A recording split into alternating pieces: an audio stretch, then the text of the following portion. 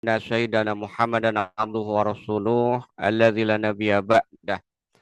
Allahumma sholli ala Muhammad sayyidil mursalin wa imamil muttaqin wa ala alihi wa sahbihi wa man da'a bi da'watihi la yaumil qiyamah amma ba'du. Hadirin jamaah syiar malam rahimakumullah. Alhamdulillah pada kesempatan malam ini kembali kita dipertemukan oleh Allah Subhanahu wa taala ya dengan agenda rutin yang setiap Senin malam ya, kita lakukan, yaitu bedah buku terkait dengan kritik ya terhadap pemikiran barat kapitalis.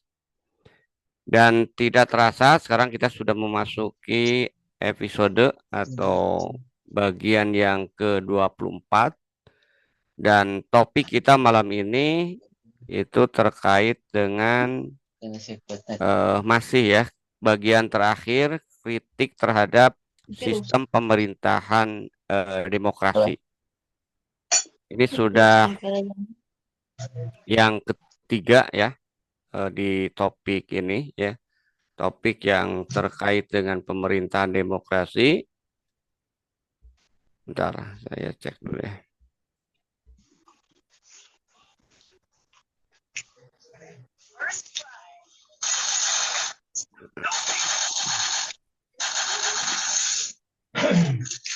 Nggak hurung. Ya, kelihatan kamera. share screen-nya. Ustaz Azhar, sudah muncul?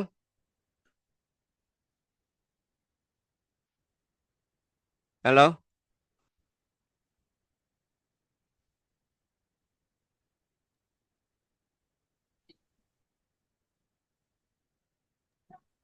Jadi malam ini kita akan membahas ya terkait dengan masih kritik terhadap sistem demokrasi, sistem pemerintahan demokrasi di bagian ketiga. Jadi fokus ke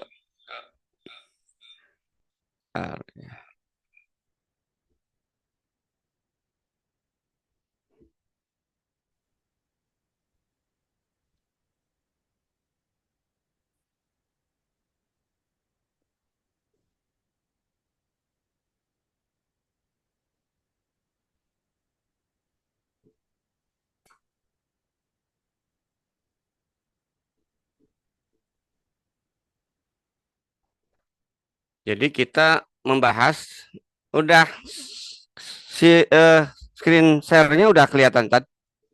Belum? Halo? Tad Ajar?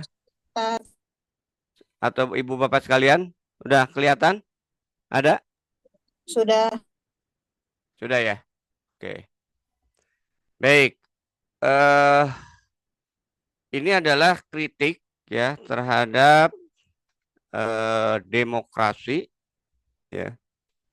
Sistem pemerintahan demokrasi bagian yang ketiga. Jadi di pembahasan sebelumnya kita sudah membahas ya terkait dengan 3 pertanyaan dasar kaitannya dengan sistem pemerintahan ya kan. Yang pertama, dengan apa memerintah? Ya, ini sudah kita bahas minggu lalu. Jadi setiap sistem baik Islam, demokrasi maupun komunis, mereka akan memerintah dengan ideologi ya. Nah, kita lihat yang kedua, siapa yang memerintah? Berarti ini bicara terkait dengan sumber kekuasaan ya. Dan yang ketiga, bagaimana cara memerintah? Ini terkait dengan implementasi. Nah, kita refresh dulu bagian yang pertama ya, bahwa dalam kapitalis barat ya, ketika membahas terkait dengan pemerintahan ini ya, dengan apa memerintah dalam perspektif barat, saya kira semua sama ya, seperti yang kita bahas kemarin, secara alamiah bahwa setiap negara, setiap sistem itu akan memerintah dengan ideologi atau doktrin yang sudah disepakati atau diterima oleh sekelompok orang. Yang kedua, peran penguasa adalah menerapkan atau mengimplementasikan ya seperangkat konsepsi, standar, dan norma yang telah diadopsi oleh komunitas tersebut. Nah, dalam konsep demokrasi, sistem pemerintahan demokrasi, seolah-olah kita sering digembar-gemborkan bahwa sistem pemerintahan demokrasi ya itu memiliki keistimewaan. Minimal dua yang mereka sering gembar-gemborkan. Pertama adalah kedaulatan ada di tangan rakyat. Yang kedua, ide yang terkait dengan pluralisme. Nah, kalau kita lihat fakta yang pertama terkait dengan kedaulatan ada di tangan rakyat, sebenarnya ini bukan keistimewaan. Artinya tidak ada keistimewaan pada pemikiran politik Barat yang percaya pada demokrasi dalam menentukan konsep pemerintahan. Kenapa? Karena kalau kita bicara terkait dengan ideologi sekularisme tadi yang menjadi dasar dalam pemerintahan demokrasi, semua sistem politik itu memiliki jawaban atas pertanyaan dengan apa manusia diperintah. Jadi kan dengan ideologi. Ya. Kalau Barat dengan sekulernya, Islam dengan ideologi Islamnya, komunis dengan ideologi komunisnya. Jadi itu bukan sebuah keistimewaan ya. Ketika Barat mengklaim bahwa kedaulatan ada di tangan rakyat. Nanti kita bahas lebih detail di bagian kedua itu kan. Kedaulatan di tangan rakyat itu faktanya itu bohong. Nggak ada yang namanya kedaulatan di tangan rakyat. Ya. Walaupun sebenarnya topik di sini tidak terkait dengan itu gitu kan. Tidak terkait dengan sumbernya, tapi terkait dengan realitas ya. Realitas Barat dalam memerintah. Yang kedua, yang digembar-gemborkan itu adalah bahwa sistem demokrasi, pemerintahan demokrasi itu pemerintahan yang pluralisme. Ya. Padahal faktanya kalau kita lihat itu nggak ada. Jadi pluralisme Barat seperti yang kita bahas kemarin itu sifatnya formalistik dan tidak nyata. Kenapa sifatnya formalistis dan tidak nyata? Ya, karena tadi dengan sistem sekulerismenya, dengan sistem kapitalismenya ya, maka kita lihat bahwa pluralisme itu sebenarnya nggak ada. Pertama faktanya komunis juga ideologi di Barat itu akan diperangi. Ya. Jadi bagaimana Barat akan memerangi komunis juga. Termasuk juga Islam. Islam politik jelas nggak akan ditolerir di Barat ya. Ini menunjukkan bahwa pluralisme itu ide hayali juga, ide bohong gitu. Kenapa? Karena mereka tidak menerima juga Islam politik. Ya. Termasuk juga di negeri kaum muslimin yang tertipu dengan peradaban demokrasi tadi gitu kan. Nah, sehingga kalau kita bicara terkait dengan pluralisme, di mana sebenarnya pluralisme yang dimaksud di Barat itu kan tadi seolah-olah bahwa dalam ranah ibadah ya silahkan individu tuh bebas mau beragama apapun ya kan. Tapi kalau dalam konteks politik, dalam konteks pemerintahan, ya mereka harus tunduk kepada peraturan yang sama. Ya. Nah, sementara kalau kita lihat, justru di dalam Islam itu ada yang sebenarnya hampir sama itu kan. Jadi Islam walaupun bukan dengan konsep pluralisme itu kan, Islam dengan konsep yang memang ya adil ya kan. Islam, syariat Islam memisahkan, membedakan antara ranah publik dan pribadi. Jadi dalam Islam itu dibedakan antara ranah publik dan pribadi. Urusan pribadi itu kemudian diserahkan kepada individu. Artinya dalam artian dalam konteks keyakinan beragama ya itu tidak dipaksa. Makanya di dalam Islam itu ada konsep ahlul zimmah. Jadi dalam kaitannya dengan ahlul zimmah yang ini lebih adil dibandingkan dengan konsep ya pluralisme minoritas Barat ya. Kenapa? Karena ya dengan konsep zimmah ini urusan pribadi terkait dengan agama, ibadah itu diberikan kebebasan. Tapi kalau dalam urusan publik ya tadi mereka itu kemudian akan diminta tunduk dan patuh terhadap aturan yang sama gitu kan. Jadi kan sebenarnya sama gitu ya. Jadi mereka menganggap bahwa pluralisme itu kemudian agung, ternyata ya Pluralisme itu juga hanya sebuah kebohongan. Ya. Baik, kita masuk yang kedua ya. Topik yang kedua yang terkait dengan siapa yang memerintah dalam sistem demokrasi. Nah, kalau kita bicara terkait dengan siapa yang memerintah dalam sistem demokrasi, ya, para cendekiawan politik dan sosial di Barat itu telah mempelajari sejarah dan realitas politik manusia, yang akhirnya mereka kemudian mengklasifikasikan sistem pemerintahan itu berdasarkan kriteria yang diadopsi dalam pemerintahan. Ya. Makanya mereka membagi pemerintahan itu ada dua, gitu kan. Yang pertama, ya, ada yang mereka sebut dengan apa istilahnya itu? Yang mereka sebut dengan sistem yang tidak menerima kelayakan rakyat untuk memerintah, ya, yang disebut dengan meritokrasi, ya, aristokrasi, autokrasi, atau teokrasi. Yang kedua, sistem yang menerima kelayakan rakyat untuk memerintah, yaitu sistem demokrasi. Jadi dengan kata lain, kajian para politikus Barat mengkategorikan sistem pemerintahan demokratis dan non-demokrasi. Non-demokrasi itu meritokrasi, pemerintahan oleh orang-orang yang berkualitas. Ya. Ada oligarki, pemerintahan oleh segelintir orang. Ada aristokrasi, pemerintahan yang dilakukan oleh para bangsawan. Ada autokrasi, pemerintahan oleh individu, dan terakhir teokrasi, pemerintahan yang dilakukan oleh elit keagamaan. Nah, sementara sistem demokrasi itulah yang mereka sebut tadi, sistem yang menerima kelayakan rakyat untuk pemerintah.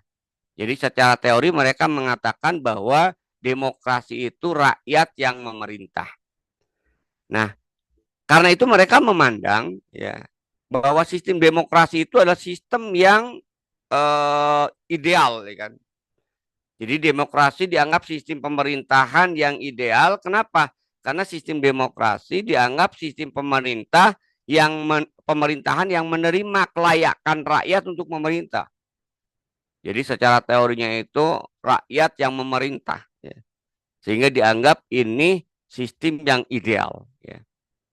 Nah, kemudian kita lihat dari aspek pelakunya, rejimnya, gitu kan, mereka juga para politikus Barat, ya, secara teori mereka mengklasifikasikan rejim itu dibagi tiga.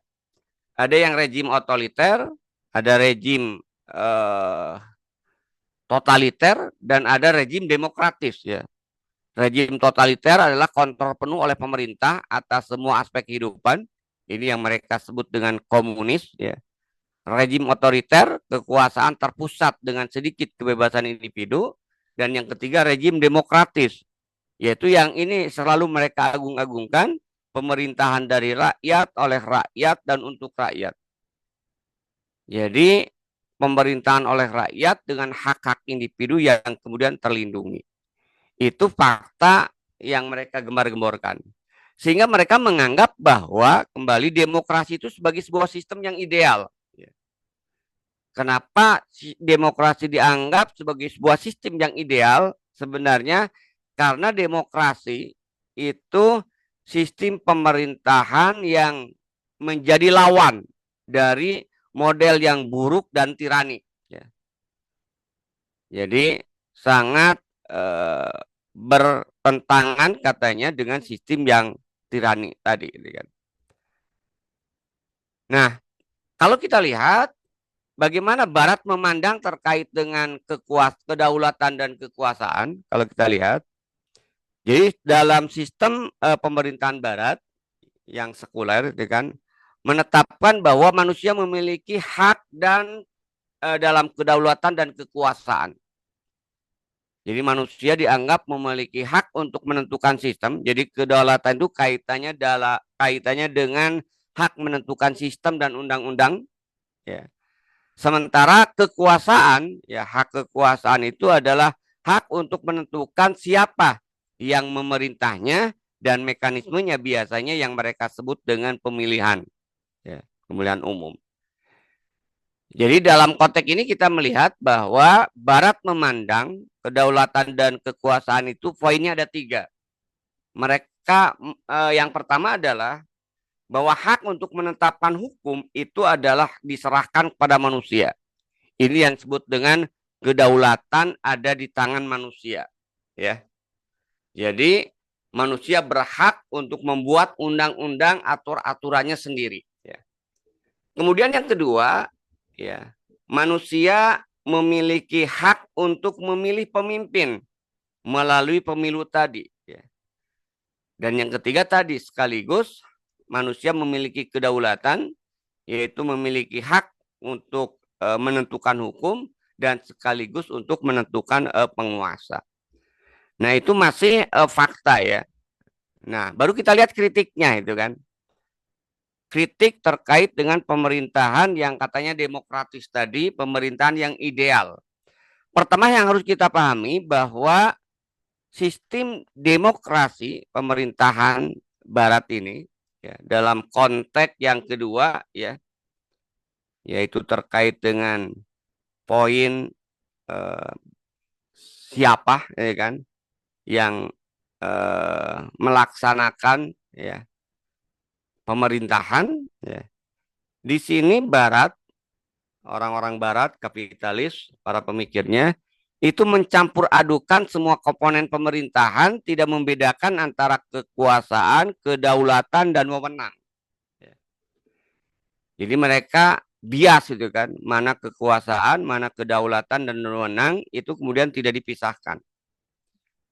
Sehingga pandangan yang mencampur adukan antara kekuasaan, kedaulatan, dan kewenangan itu adalah jelas faktanya itu dia apa istilahnya itu subjektif, tidak objektif, tidak jujur, dan dangkal. Dan ini sekaligus menunjukkan kurangnya kedalaman pemikiran dan pemahaman mereka tentang realitas pemerintahan.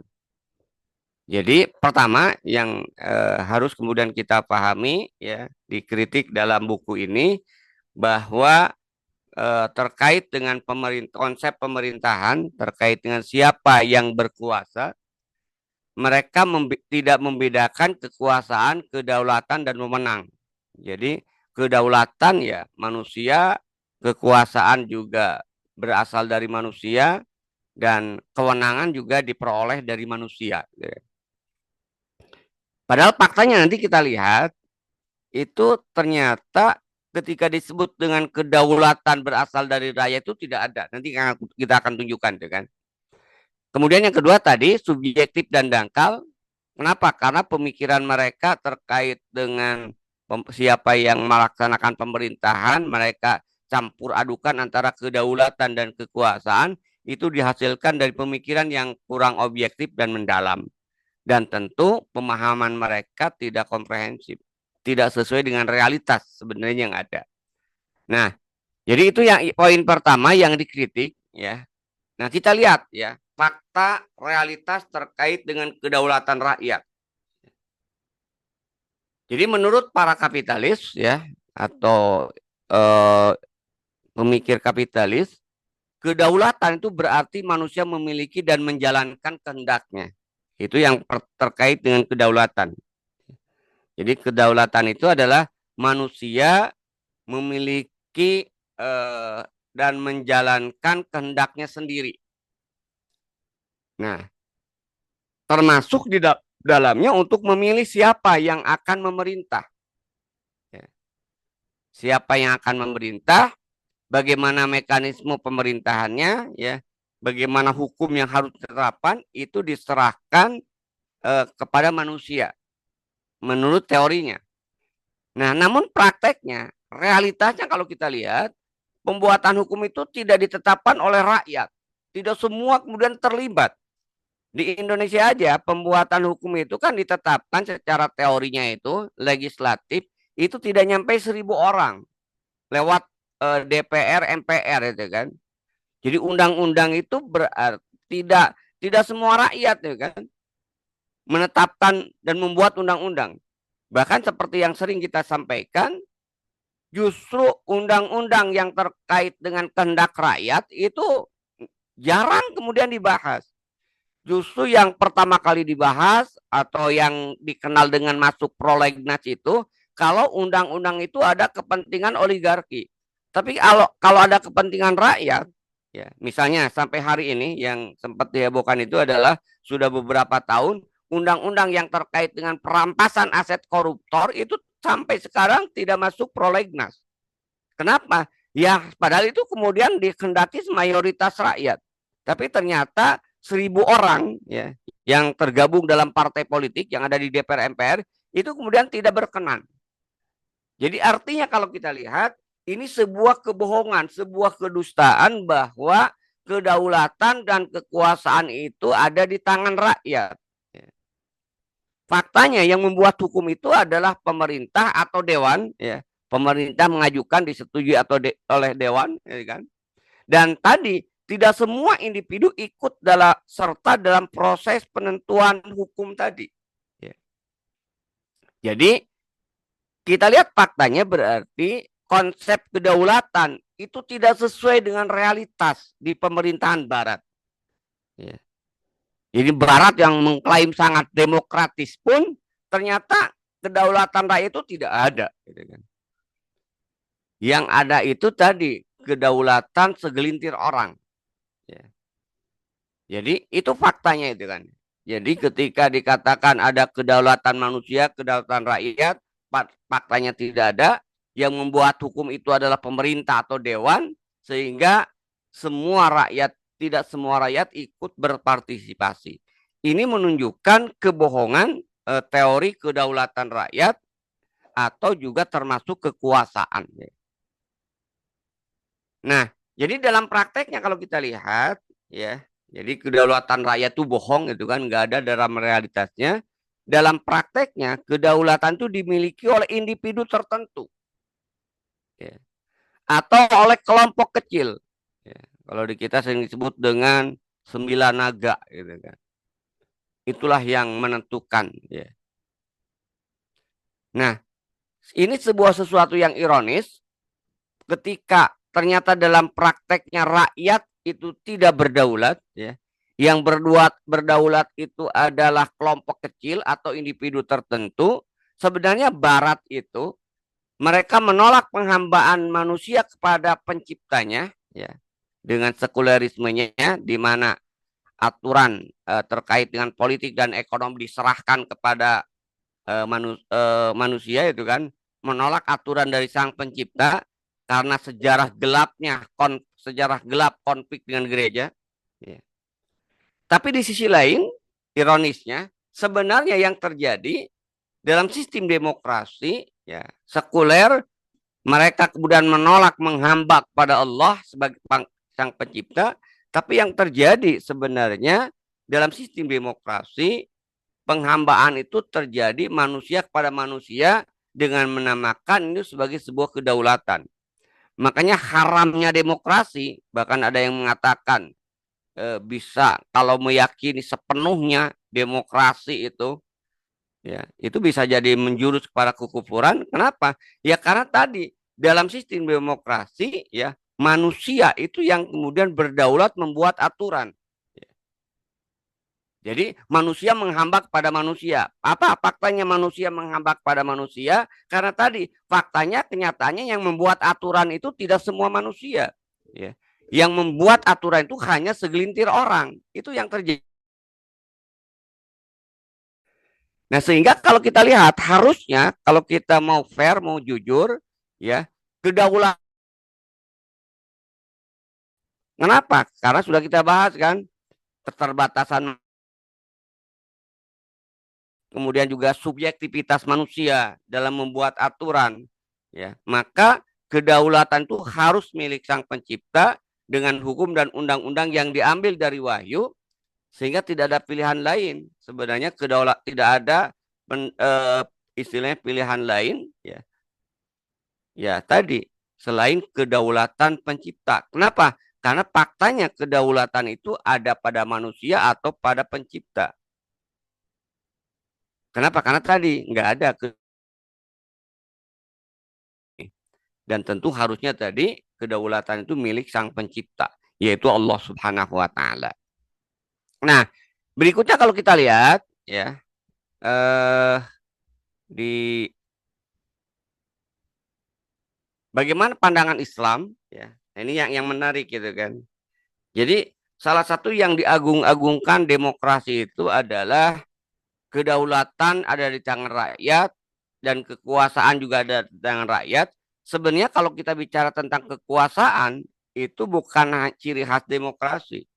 Islam pun menganggap kekuasaan itu milik umat, milik rakyat. Jadi bukan hanya ada pada demokrasi. Ya. Sehingga di dalam Islam juga ada nanti ya, kalau kita bicara terkait dengan kepemimpinan ya, rakyat juga punya hak untuk menentukan siapa ya penguasanya. Bahkan kekuasaan di tangan umat, kekuasaan di tangan rakyat itu juga merupakan pilar dari sistem pemerintahan Islam. Jadi sistem pemerintahan Islam itu ada 4 ya kan. Yang pertama kedaulatan ada di tangan hukum syara, yaitu di tangan Allah. Kekuasaan ada di tangan umat. Nah, yang ketiga ya harus ada seorang khalifah yang memimpin. Nah, ini kaitannya dengan konsep nanti dikritik juga itu kan di sini bahwa pemerintahan itu sebenarnya nggak ada yang namanya pemerintahan kolektif. Ya, ini poin ketiga. Ya. Nah, pemerintahan yang ada pemerintahan yang sifatnya individual. Ya. Nah, Islam, pilar pemerintahan Islam yang ketiga itu pemerintahan, kepemimpinan itu individual, yaitu ada di tangan seorang khalifah. Yang khalifah tersebut di pilar yang keempat punya hak untuk melakukan tabani ketika ada perbedaan-perbedaan hukum di tengah-tengah para mujtahid gitu kan. Nah, jadi karena itu di dalam Islam khilafah itu disebutkan sebagai akad ridho wal ikhtiar, ridho dan pilihan ya. Kenapa? Karena khalifah itu diangkat dia menjadi seorang pemimpin ya, untuk mengurusi urusan kaum muslimin itu didasarkan baiat dari umat, dari rakyat. Nah, maka di sini kalau kita lihat karena dia dibaiat untuk melaksanakan hukum syara, ya, maka jelas di sini ada keridoan. Dalam konteks baiat tidak boleh ada paksaan dan sebagainya. Gitu kan. Nah, jadi kalau kita lihat, kalau kita bicara terkait dengan siapa yang harus berkuasa, ya, ya di sini ada kesamaan, ya, kemiripan dalam demokrasi penguasa ditentukan oleh rakyat lewat pemilu, walaupun dalam kenyataannya juga tadi, ya, rakyat yang mana, gitu kan. Nah, sementara dalam sistem Islam ya sama ya. Di dalam sistem Islam itu ya kalau kita lihat ini ada kedaulatan hanya di tangan Allah. Jadi hak untuk menetapkan hukum hanya Allah. Kemudian hak untuk memilih pemimpin baru berada di tangan rakyat dengan berbagai mekanisme. Jadi ada 4 minimal yang dicontohkan oleh para sahabat dengan ijmanya terkait dengan mekanisme memilih pemimpin. Ada mekanisme cara memilih pemimpin ala Abu Bakar Siddiq.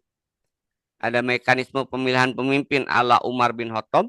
Ya, ada mekanisme pemilihan pemimpin ala Utsman bin Affan dan juga Ali bin Abi Thalib. Nah, itu semua itu adalah cara memilih. Ya. Yang memilih itu rakyat. Nah, tapi ada mekanisme yang baku di dalam Islam yang disebut dengan baiat. Maka legalitas itu diberikan kepada orang yang dibaiat oleh umat. Nah, itu saya kira poin yang kedua ya. Kemudian yang terakhir yang dikritik itu adalah terkait dengan cara memperoleh kekuasaan dan mengelola pemerintahan.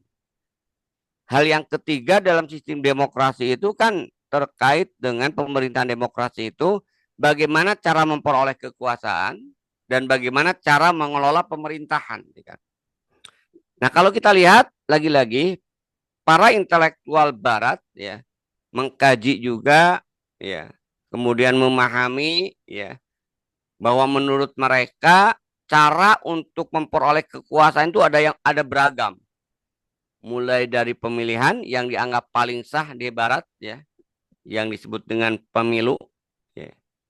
Kemudian ada penunjukan, ada pewarisan, bahkan juga ada kudeta atau yang disebut dengan perampasan kekuasaan. Nah, Islam juga mengakui bahwa pemilihan sebagai salah satu metode yang sah untuk mencapai kekuasaan. Nah, kita lihat rinciannya itu kan.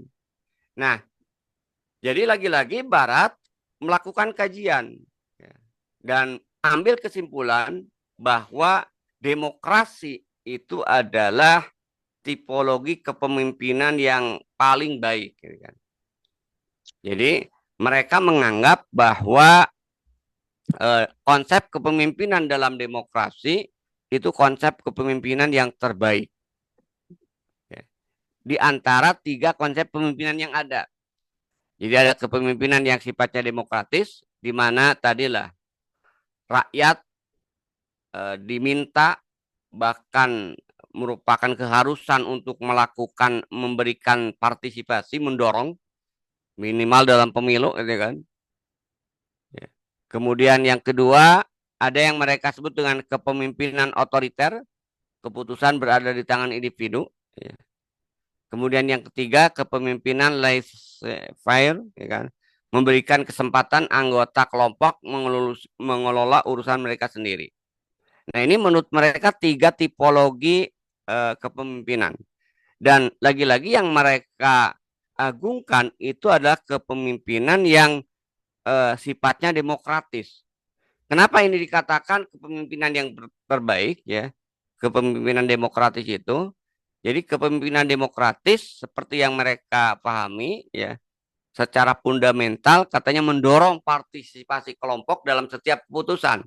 Artinya apa? Artinya memberikan kesempatan yang luas pada anggota kelompok untuk terlibat aktif dalam proses pengambilan keputusan. Tadi kan ada giumnya atau prinsipnya itu dari rakyat, oleh rakyat, untuk rakyat. Rakyat juga yang mengambil keputusan, rakyat yang melaksanakan. Jadi di sini ada yang mereka sebut dengan partisipasi kelompok. Jadi mendorong keterlibatan aktif semua anggota dalam proses pengambilan keputusan. Sehingga setiap individu diberikan ruang untuk menyampaikan ide, pandangan, dan gagasan mereka. Teorinya ya. Nah, sehingga dari situ kemudian diambillah keputusan bersama. Maka dalam mekanismenya ada yang disebut dengan mekanisme voting, ya. Kalau tidak disepakati semua, atau dengan mekanisme musyawarah mufakat. Intinya menurut mereka ini adalah cara pengambilan keputusan yang sangat ideal. Kenapa? Karena hasil dari pilihan rakyat. Ya. Semua kemudian punya kontribusi di dalamnya. Nah, padahal kalau kita lihat, betulkah bahwa kepemimpinan itu dalam pengambilan keputusan itu sifatnya kolektif? Nah, di buku ini dikritik ya, dikritik terhadap pandangan Barat tentang kepemimpinan kolektif atau kepemimpinan demokratis. Kenapa? Nah, kita lihat faktanya, realitasnya ini kan. Jadi realitasnya nggak ada yang namanya kepemimpinan kolektif. Realitasnya nggak ada. Jadi konsep kepemimpinan demokratis sebagai kepemimpinan kolektif itu nggak ada. Dan itu tidak benar realitasnya. Kenapa? Karena dari sisi pandang praktis maupun realitas. Jadi secara praktis tidak ada, secara konsep realitas pun juga nggak ada, gitu kan? Kepemimpinan kolektif itu. Kenapa? Karena kalau kita lihat di Barat sendiri, ya, katakanlah Amerika dan Inggris, ya, ternyata pengambilan keputusan tidak oleh masyarakat, tapi pengambilan keputusan itu berada di tangan satu orang, presiden. Untuk Amerika Serikat, Perdana Menteri untuk Inggris. Nah, jadi ini fakta, kebohongan. Jadi kalau kita lihat faktanya, semua kekuasaan itu berada di tangan satu orang. Yang lain ya punya peran ya sebagai asisten, karyawan, ya. Kemudian penasehat, itu aja menyampaikan. Tapi pengambilan keputusan tetap aja berada di tangan presiden maupun Perdana Menteri kalau di Inggris. Bahkan kalau kita lihat di sistem komunis ya, di Soviet ya dulu ketika masih ada itu kan, yang mereka anggap bahwa komunis itu adalah kepemimpinan kolektif, ternyata enggak juga. Ya. Atau dengan kata lain di buku ini disebutkan kepemimpinan kolektif yang diusung oleh Lenin itu tidak pernah ada dalam prakteknya. Ya, jadi itu hanya sekedar retorika dan kata-kata. Jadi kembali bahwa pengambilan keputusan itu tetap kembali pada satu orang. Ya, ya kita lihat faktanya. Ada sih memang namanya musyawarah, namanya kemudian diskusi kan, tapi faktanya kan musyawarah dan diskusi tidak selalu kemudian diambil oleh pengambil keputusan. Ya. Nah, jadi itu yang kritik yang pertama itu kan. Nah, sehingga kalau kita lihat realitasnya sifat kepemimpinan yang sebenarnya itu bukan kolektif.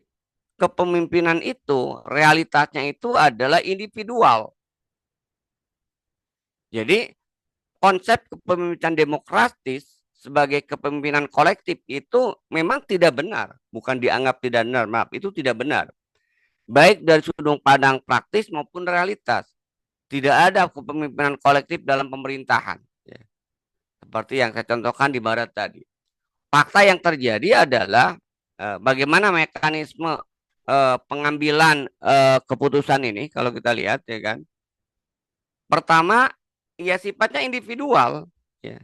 Kenapa? Karena memang pada dasarnya kepemimpinan itu individual, bukan kolektif. Ya. Kenapa kok individual? Karena setiap individu pasti akan berbeda pendapat. Ada perbedaan pendapat dan pemahaman sehingga membuat kepemimpinan itu menjadi individual. Tidak selalu keputusan itu sama, pendapat itu sama. Ketika kemudian terjadi perbedaan, pasti ada orang yang punya hak untuk mengambil pendapat itu. Karena juga disebutkan mustahil dua otak atau lebih itu memiliki nilai yang sama terhadap sesuatu. Pasti ya secara konsep maupun karakteristik biasanya beda. Gitu. Nah, lalu bagaimana dengan Islam? Ini kalau kita lihat ya, indahnya syariat Islam, kalau kita lihat ya, di dalam Islam ya, dalam proses pengambilan keputusan itu dilakukan dua tahap. Jadi ada tahap pengumpulan pendapat yang disebut dengan syura, ada tahap keputusan. Dan pengumpulan pendapat syura itu dalam sistem Islam itu tidak mengikat. Ya. Kecuali pada perkara-perkara yang mubah. Nanti di dalam buku sistem pemerintahan Islam, ya, itu disebutkan ada 4 kategori pendapat. Ya. Jadi tidak selalu ya suara mayoritas itu suara terbaik gitu kan. Tetap aja pada akhirnya tadi ya salah satu pilar pemerintahan Islam itu adalah ketika ada berbagai pendapat, khalifah punya hak untuk melakukan tabani. Hanya khalifah yang punya hak untuk melakukan tabani, mengambil pendapat dari berbagai pendapat yang ada. Jadi di dalam Islam itu ya secara teori ada 2 tahap dalam proses pengambilan keputusan. Dan kepemimpinan di dalam Islam itu kepemimpinan yang sifatnya individual, bukan kolektif, kan? Kenapa? Karena faktanya memang tadi ya keputusan itu individual. Walaupun di dalam Islam diperintahkan sebelum mengambil pendapat, mengambil keputusan, seorang pemimpin yang baik itu dia melakukan musyawarah.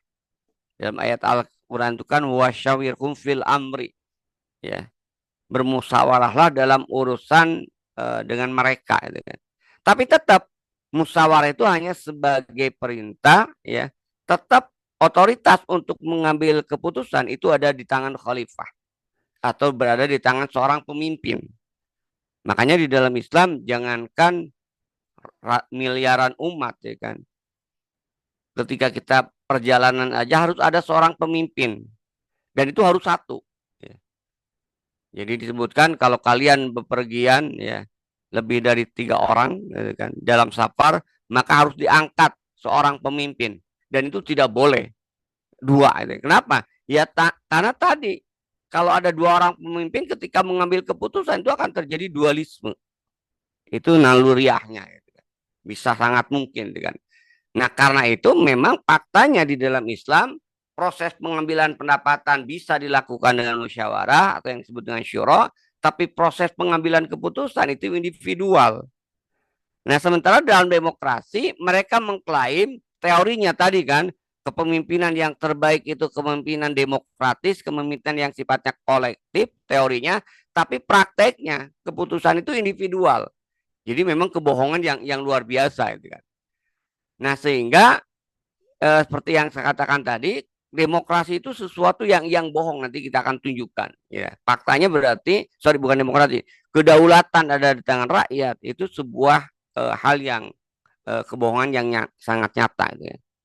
Ya, jadi kembali ke sini sedikit diperjelas di sini, bahkan dicantumkan ayat Al-Qur'annya gitu kan, bahwa pengambilan pendapat di dalam Islam itu mekanismenya itu luar biasa gitu kan. Jadi ketika ada masalah Umar bin Khattab, kemudian Abu Bakar Siddiq, bahkan Rasulullah pun dalam taraf tertentu itu musyawarah. Gitu. Misalnya ketika menempatkan pasukan, ya kan. Nah sehingga para sahabat kalau ada yang ragu, ya apakah ini bagian yang harus dimusyawarahkan atau sami'na wa ata'na, gitu kan? Mereka bertanya dulu, ini wahyu atau strategi, gitu kan? Misalnya dalam konteks penempatan di salah satu perang, gitu kan, yaitu perang Uhud kalau nggak salah ya, perang Khandaq maaf, gitu kan? Itu mereka bermusyawarah, tapi tetap yang mengambil keputusan itu ya Rasulullah sebagai kepala negara. Nah begitu juga pada masa Umar bin Khattab, ya, Abu Bakar Siddiq maaf, mereka bermusyawarah, tapi tetap keputusan itu berada di khalifah. Jadi ada proses jajak pendapat, mencari pendapat, diskusi kemudian dibahas, dan itu merupakan perintah Allah gitu kan. Di dalam Al-Quran surah Asy-Syura ayat 38 ya, di sini Allah Subhanahu wa taala memerintahkan wa amruhum syura bainahum, sedangkan urusan mereka diputuskan dengan musyawarah di antara mereka. Artinya diputuskan dengan musyawarah itu adalah mereka Rasulullah dan para sahabatnya itu musyawarah, tapi tetap pengambilan keputusan itu nanti ada di tangan sebagai khalifah yang punya sholahiyah gitu kan. Nah, jadi beda ya. Makanya nanti beda dengan tahapan pengambilan keputusan ya. Jadi kalau tadi maaf, kalau syuro ya itu semua diperbolehkan memberikan pendapatnya sesuai dengan kapasitas masing-masing, pemahaman masing-masing, diskusi, dan itu kemudian dilegalkan dengan Al-Quran surat Asy-Syura ayat 38. Tapi kalau tahap pengambilan keputusan itu lain lagi, gitu kan. Jadi pengambilan keputusan itu bukan secara kolektif. Ya. Pengambilan keputusan itu dilaksanakan oleh individu. Ya. Ya. Jadi otoritas individu. Dalam konteks negara khalifah, dalam konteks ya amir safar, perjalanan amir safar, dalam keluarga mungkin seorang suami itu kan. Jadi di situ kolektif. Nah, karena itu menarik di dalam ayat Al-Qur'an kalau kita lihat surat Ali Imran ayat 159 ya. Di situ disebutkan fa iza azamta fatawakkal 'ala Allah. Apa maknanya? Ya. Fa iza azamta, apabila engkau telah berazam, bertekad, ini bukan faida azamtum ya. Tapi faida azamta, ketika jika kalian kamu telah membulatkan tekad azam, fatawakal Allah, maka bertawakallah kepada Allah. Artinya apa? Pengambilan keputusan itu individual, tidak disebutkan dengan faida azamtum. Jadi ketika khalifah ya mendengar berbagai pendapat atau kepala negara ya mendengar berbagai pendapat termasuk dari tim ahli dan sebagainya, tetap aja pengambilan keputusan itu kemudian diserahkan kepada satu orang. Itu di dalam Islam. Sehingga ayat yang memerintahkan fa idza azamta fatawakkal 'ala Allah. Nah, ini saya kira itu kan. Sehingga dari situ kita bisa ambil kesimpulan terakhir ya kan. Kalau kita berbicara terkait dengan sistem pemerintahan Islam, itu sistem pemerintahan yang unik ya. Jadi sistem pemerintahan Islam itu bukan demokrasi, bukan otokrasi, bukan juga kerajaan, ya kan? Tapi sistem pemerintahan Islam itu adalah sistem khilafah tadi, ya, yang memiliki 4 pilar, ya, rincinya itu. Yang pertama tadi, kedaulatan ada di tangan syara, kekuasaan ada di tingkat 4, kepemimpinan itu ada di seorang khalifah, dan khalifah punya hak untuk melakukan tabani terhadap hukum yang ada perbedaan di kalangan para mujtahid. Nah, itu barangkali ya yang bisa saya sampaikan, ya, ringkasan dari bagian terakhir kritik terhadap sistem politik pemerintahan demokrasi. Ya, saya kembalikan ke Ustaz Azhar. Terima kasih. Assalamualaikum warahmatullahi wabarakatuh. Ya, alhamdulillah. Syukran Ustaz. Jazakallah khairan katsir atas pemaparan dan penjelasannya. Ini coba kami konfirmasi dulu. Ini apakah ya ini buat Bapak Ibu jamaah sekalian, sesi diskusinya sudah kita buka. Buat Bapak Ibu yang ingin bertanya, bisa kirimkan pertanyaannya ke kolom komentar, atau yang ingin berinteraktif langsung dengan beliau boleh juga langsung raise hand.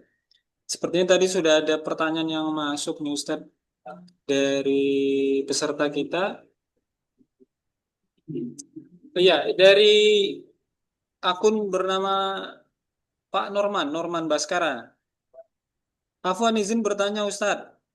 Ini beliau bertanya, mengapa demokrasi masih laku di pasaran Ustadz? Mohon penjelasannya Ustadz. Ya, jadi kalau kita bicara terkait dengan demokrasi, kenapa sih demokrasi itu laku gitu kan? Kenapa sih masih aja menjadi istilahnya itu seolah-olah sistem pemerintahan yang terbaik tadi. Ya, kita lihat siapa dulu gitu kan yang istilahnya mengadopsinya. Ya. Kalau yang mengadopsinya orang Barat, seperti yang pernah saya jelaskan pada pertemuan sebelumnya, itu kan, ya, mereka sendiri sebenarnya mengkritik bahwa demokrasi itu banyak kekurangannya, banyak kemudian istilahnya itu kelemahannya, tapi itu yang terbaik. Kenapa? Karena mereka tidak memiliki alternatif lain selain sistem demokrasi. Ya. Karena memang kalau dibandingkan, ya mereka katakan ya dibandingkan dengan kerajaan atau juga sistem kekaisaran, maka demokrasi itu yang terbaik. Ya, dan ini akhirnya tadi ya banyak juga yang itu kemudian menjadi keyakinan umat Islam. Nah, kalau umat Islam yang mengklaim ya atau yang masih memperjuangkan, mendakwakan dan memasarkan demokrasi, menurut saya ada kemungkinan 3 gitu kan. Jadi kalau pertanyaan kenapa masih laku ya di pasaran terkait dengan demokrasi itu ada 3. Ya, pertama sama seperti orang kafir. Ya. Orang yang memang dia tidak memahami bahwa ada sistem pemerintahan selain demokrasi, yaitu sistem pemerintahan khilafah. Dan mereka nggak ngerti, nggak tahu itu kan, nggak ada di dalam Islam itu sistem pemerintahan demokrasi, sistem pemerintahan, ya. Sehingga mereka sama seperti orang-orang non-Muslim, ya, pemikir-pemikir Barat, walaupun demokrasi banyak tahan, ini masih yang terbaik.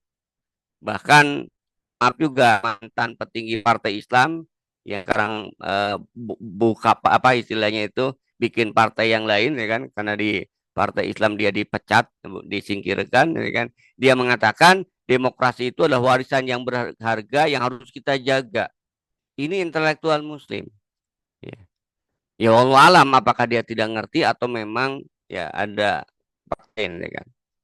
Jadi faktornya kalau saya lihat tadi ya ketika ditanya kenapa demokrasi masih laku tadi pertama, jadi sama seperti ilmuwan Barat yang dia kemudian tidak punya alternatif lain sistem pemerintahan, ya, sistem politik kecuali demokrasi, karena menganggap Islam tidak mengatur urusan demokrasi. Yang kedua, ya, ada yang berpendapat bahwa justru mereka menganggap itu Islam. Ya tadi mereka mengklaim bahwa ya Islam itu ya sistem pemerintahan Islam itu sistem pemerintahan demokrasi gitu. Sampai ada gitu, yang mengatakan bahwa Allah itu maha demokrasi, ya. Allah itu maha demokratif gitu kan. Dengan bersandarkan ketika Allah akan menciptakan Nabi Adam, itu musyawarah katanya dengan malaikat, ya kan. Nah, ini adalah kenapa kemudian mereka menerima demokrasi, karena bias, karena mereka tidak memahami esensi demokrasi, bukan tidak memahami, menganggap yang mereka pahami ya demokrasi itu sejalan dengan Islam. Mereka menganggap demokrasi itu kemudian sama dengan musyawarah.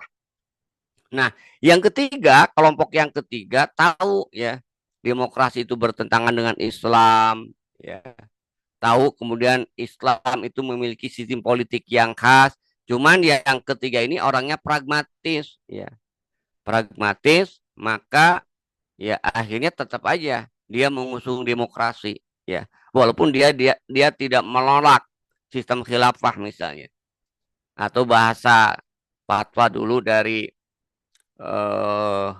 MUI itu kan, ketuanya itu kan, bahwa khilafah itu sistem pemerintahan Islami. Tapi yang Islami itu bukan hanya khilafah, kerajaan juga Islami, republik juga Islami. Ya. Nah, itu menurut ketua MUI, ya, yang pernah menjabat juga di pemerintahan, ya kan. Nah, itu saya lihat, ya kan. Jadi hanya 3 kelompok inilah kenapa kemudian masih demokrasi itu laris, ya kan. Padahal kalau kita lihat ada buku yang menarik juga, ya, yang ditulis oleh Barat sendiri, bahwa demokrasi itu adalah ekspor yang mematikan, yang diekspor oleh Barat ya ke dunia Islam. Mereka tahu itu kan. Nah, itu barangkali ya. Jadi 3 faktor itu yang menyebabkan demokrasi itu kemudian masih laris, ya kan. Nah, jadi kalau orang yang memahami esensi demokrasi pasti akan menolak. Ya. Atau orang yang sudah bukan tidak punya kepentingan, ya memahami demokrasi, ya, kemudian juga tidak pragmatis, ya, dia akan menolak. Dan memang jelas, ya kan, sering saya sampaikan demokrasi itu sistem kufur, ya. Ya, haram mengadopsinya, haram mendakwahkannya, itu kan, dan haram juga kemudian menerapkannya. Nah, jadi itu sistem demokrasi kaitannya dengan khilafah, gitu kan. Dengan sistem pemerintahan. Jadi sama ya, khilafah juga sistem pemerintahan. Jadi bukan, khilafah itu bukan ideologi, ya. Nah, orang yang pura-pura bodoh atau kemudian memang bodoh beneran, ya kan, menganggap bahwa khilafah itu ideologi, padahal khilafah itu sistem pemerintahan Islam. Itu ya barangkali. Wallahu a'lam bishawab. Ya, alhamdulillah. Syukuran Ustaz. Ini sepertinya menyambung dengan komentar Ustaz atau pendapat Ustaz dari, ada pertanyaan ini Ustaz dari peserta kita, dari Mbak atau Ibu Sri Dismayanti. Kenapa ulama-ulama nggak paham tentang bobroknya demokrasi Ustaz? Nah, ini gimana menurut Ustaz? Ya sama, saya kira 2 faktornya itu kan. Kalau ulama yang tidak paham dengan demokrasi, ya paling dominan itu adalah tidak paham demokrasi. Ya. Jadi demokrasi itu dianggap musyawarah, gitu kan. Demokrasi itu seolah-olah ya mekanisme pengambilan pendapat, ya. Itu ulama-ulama yang eh, istilahnya itu nggak mau paham tentang kerusakan demokrasi. Karena dianggap demokrasi itu adalah ajaran Islam. Sehingga kalau mereka menganggap bahwa demokrasi itu ajaran Islam, sejalan dengan Islam, itu kan, maka ketika ada kebobrokan, mereka menganggap itu bukan sistemnya, tapi orangnya, gitu kan. Kalau dia jadi kalau dia tidak memahami kebobrokan demokrasi, karena menganggap demokrasi itu tidak ada yang bobrok, yang bobrok itu adalah orangnya, pelaksananya, karena dianggap demokrasi itu adalah sistem yang sejalan dengan Islam. Nah, memang tugas kita berarti ya agar mereka sadar esensi demokrasi itu bukan ya cara memilih pemimpin, esensi demokrasi itu bukan ya cara mekanisme mengambil pendapat, esensi demokrasi itu adalah tadi sebenarnya kedaulatan itu ada di tangan manusia. Hak untuk menentukan hukum itu ada di tangan manusia. Ini esensinya. Nah, ini yang jarang dipahami itu kan. Jadi di dalam buku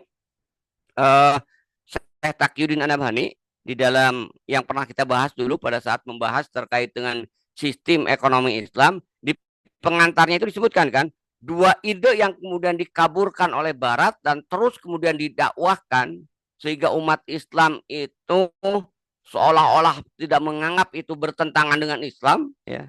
Yang pertama ide terkait dengan ekonomi, sistem ekonomi, yang kedua sistem pemerintahan politik. Sehingga sistem kapitalis dianggap kemudian sejalan dengan Islam. Ya.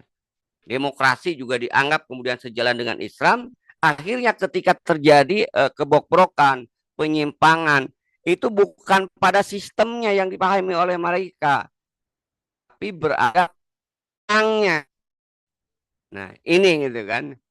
Jadi kalau ada ulama nggak paham dengan kebobrokan demokrasi, ya bisa jadi karena mereka memahami demokrasi itu tidak bobrok, demokrasi itu tidak salah, gitu kan. Yang salah itu manusia yang melaksanakan sistemnya. Itu ya barangkali. Wallahu a'lam.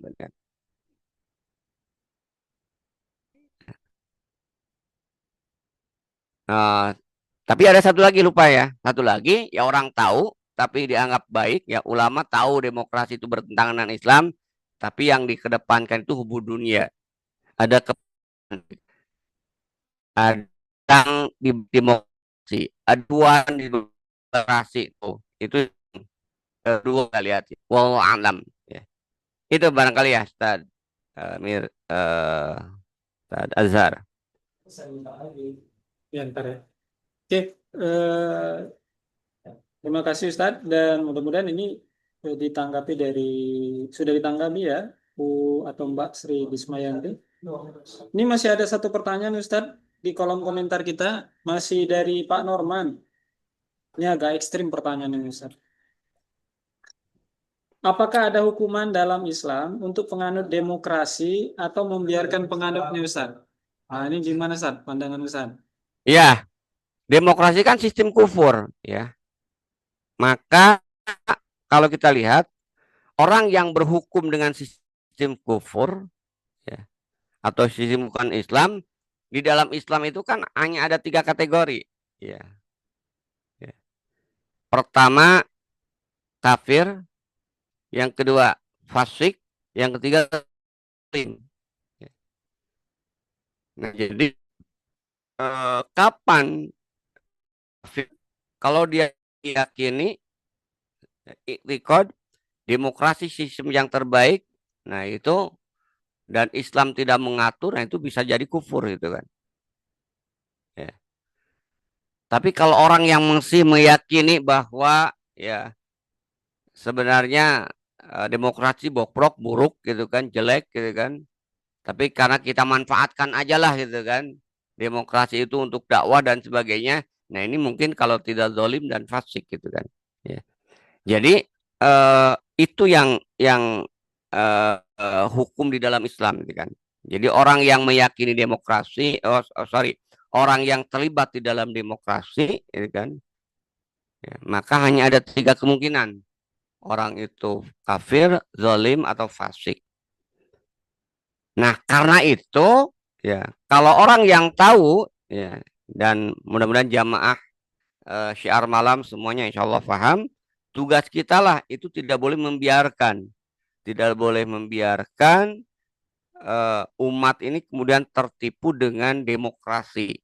Maka harus kita gencarkan. Ya. Jadi ada buku yang terkait dengan sistem demokrasi, demokrasi sistem kumpul itu harus kemudian didiskusikan, terus disebarkan, disampaikan kepada umat, sehingga umat ini menjadi paham, gitu kan?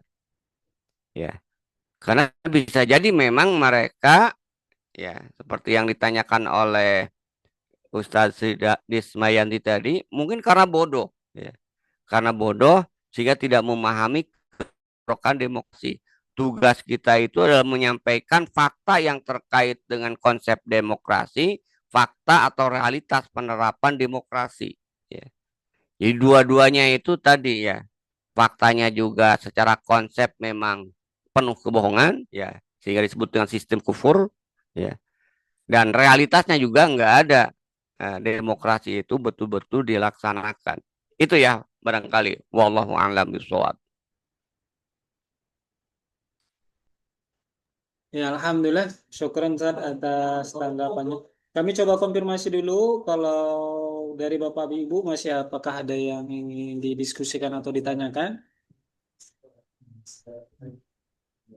Ya, alhamdulillah kalau memang tidak ada, kami coba konfirmasi. Kira-kira ada yang ingin disampaikan lagi Ustaz sebagai closing statement? Ya, saya kira hanya penegasan aja kan, penegasan. Jadi kalau kita perhatikan ya di sejak pembahasan pertama, kedua, yang ketiga terkait dengan sistem demokrasi itu ya, maka memang perlu usaha yang sungguh-sungguh dari kita, perlu upaya yang serius bagi kita untuk menjelaskan kepada umat fakta dan realitas terkait dengan demokrasi. Dan juga di mana letak pertentangannya dengan Islam. Ya. Di buku ini memang tidak terlalu detail, ya kan. Nah, silakan jamaah sekalian ya untuk memperkuat dan mengokohkan pemahaman terkait dengan fakta demokrasi. Ya, silakan dibaca Demokrasi Sistem Kufur. Ya. Haram mendakwahkannya dan menyebarkannya, gitu kan. Nah, dan mengadopsinya, itu kan. Nah, itu detail, itu kan. Letak-letak terkait dengan keharaman sistem demokrasi, ya, baik sebagai sebuah sistem pemerintahannya maupun juga ya sebagai bagian dari ideologi sekuler, itu kan. Sistem ideologinya ya sekulernya, itu kan. Karena demokrasi itu kan bimakna ideologi yaitu sekuler, bimakna sistem pemerintahan. Ya. Itu ya barangkali ya.